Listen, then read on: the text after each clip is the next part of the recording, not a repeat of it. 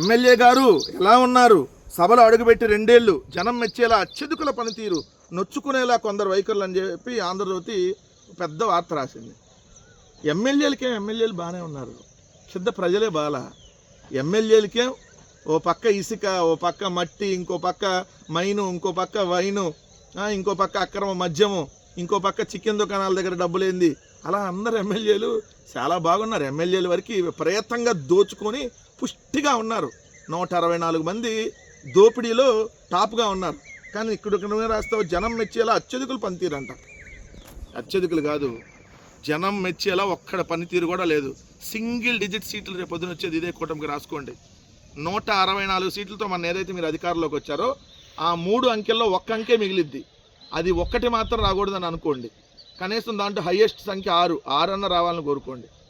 So అంత దారుణమైనటువంటి పరిపాలన ఉంటే ఇక్కడ మళ్ళీ దాన్ని వైసీపీకి అంటగట్టి రాస్తాడు. ఈ బూత్ కిట్టు బతికే ఎంత సిగ్గు సరళ నేను బతికేవాడన్నా బతుకుతున్నాడు ఈ మీడియాలో అంటే ఈ బూత్ కిట్టు మొట్టమొదట, తర్వాత రోత కిరణం, తర్వాత TV5 నాయుడు, ఇంకా టాల్కం పౌడర్ల గురించి మనం అనవసరమైన అది పెద్ద ఛానల్ కాదు. సో ఇక్కడ చూడండి, పలు నియోజకవర్గాల్లో వైసీపీ తరహా దందాలంట. మద్యము, రేషను, ఇసుక, మట్టి మాఫియాలు వైసీపీ నేతలతో చేతులు కలిపిన వైనం. వైసీపీ నేతలతో చేతులు కలిపి తెలుగుదేశం కూటమి ఎమ్మెల్యేలు ఏదైతే దందాలు చేస్తుంటే చంద్రబాబు నాయుడు ఏ గుడ్డిగాడికి ఏం దోముతున్నారు, నారా లోకేష్ ఏ గుడ్డిగాడికి ఇంకేం దోముతున్నారు? మీ పేపర్లో ఆ పేర్లు రాయొచ్చు కదా, పలానా నియోజకవర్గంలో పలానా వైసీపీ నాయకుడితో అంటగాగి ఇది రాస్తున్నారని చెప్పి. మీరు చేసేటటువంటి పనులకి మళ్ళీ మంగళవారం మాటలు ఎందుకు దానికి యాడ్ చేయటం? మంగళవారం కబుర్లు కాకపోతే ఇవన్నీ వైసీపీ వాళ్ళతో కలిసి అంతా దందాలు చేస్తున్నారంట. అంటే ఇక్కడ వైసీపీ వాళ్ళని తప్పుగా చిత్రీకరించే కార్యక్రమం. తెలుగుదేశం వైసీపీ కలిసి ఎలా చేస్తుంది? కనీసం కడుపుకి అన్నం తింటున్నావా, ఇంకా గడ్డి తింటున్నావా? తెలుగుదేశం నాయకులు అక్రమాలు, అవినీతి పెరిగిపోయిందని వార్త రాయి. వైసీపీ వాళ్ళతో కలిసి చేస్తున్నారు, పేర్లు రాయవు. మరి నిజంగా రాత్రి పేర్లు రాయాలి కదా. అలానే షాడోల నేడులో పలు నియోజకవర్గాలు కుటుంబ సభ్యులు అంచెలదే హవా, నియంత్రించలేని స్థితిలో అధినేతలు, అన్ని చోట్ల జోరుగా అభివృద్ధి పనులు జరుగుతున్నాయంట. ఒక్క బిల్డింగ్ అన్న కట్టారో జోరుగా అభివృద్ధి పనులను ఎట్లా రాస్తావు బూత్ కిట్టు? కొద్దిగా ఒక్కరోజున అన్నం తినమని ఎన్నిసార్లు చెప్పాను నేను నీకు? కొన్ని చోట్ల ఎమ్మెల్యేల తీరుతో మైనస్. తొలి ఏడాది తప్పులు దిద్దుకున్న పలువురంట. అంటే తొలి ఏడాది ఎక్కువ దోచుకొని రెండో ఏడాది అంటే తక్కువ దోచుకుంటున్నారంట. ఇదే ఎట్లానే ఉంటాయి బూత్ కిట్టు వార్త. పల్నాడు జిల్లాలో ఒక నియోజకవర్గంలో అసలు ఎమ్మెల్యే కంటే ఎన్నికల 6 నెలల ముందే టీడీపీలోకి వచ్చిన వైసీపీ నాయకుడు హవా నడుస్తుందంట. షాడో దగ్గరికి వెళ్ళి కప్పం కట్టి పనులు చేయించుకోనని స్వయంగా ఎమ్మెల్యేను సూచిస్తున్నారంట.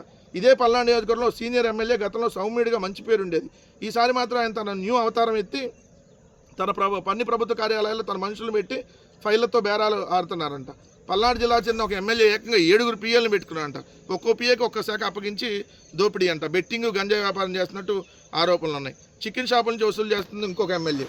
ఇట్లా ఒక్కళ్ళు కాదు, ఈరోజు ఆంధ్రప్రదేశ్ రాష్ట్రంలో కూటమి కింద సుమారు 30 నియోజకవర్గాల్లో ఇసుక, గ్రావెల్, గ్రానైట్ దందాలు వైసీపీ నేతల చేతుల్లో ఉన్నాయని రాశాడు. ఎంత దారుణమైన వార్త చూడండి. వైసీపీ నేతల చేతుల్లో ఉంటే మీరేం చేస్తున్నారు? మంగళవారం కబుర్లు కాకపోతే ఇవి మీరేం చేస్తున్నారు? సో తెలుగుదేశం కూటమి ప్రభుత్వంలో ఎమ్మెల్యేలు అవినీతి పేరుకుపోయింది. ఈ దేశ చరిత్రలో ఎప్పుడూ లేని విధంగా, ఇక భవిష్యత్తులో కూడా అంత జరగని విధంగా అంత కుంభకోణాలకు పాల్పడుతూ ఉన్నారు.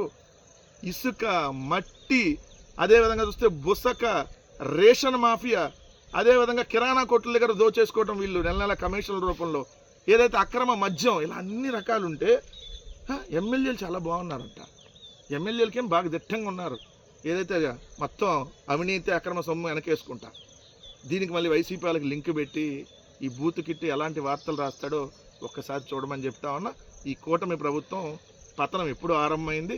పూర్తిగా ఈ కూటమి ప్రభుత్వాన్ని కన్నుచూపు మేరలో కనపడకుండా బంగాళాఖాతంలో వేసే రోజు అతి దగ్గరలో ఉందన్న విషయం మాత్రం వాస్తవం.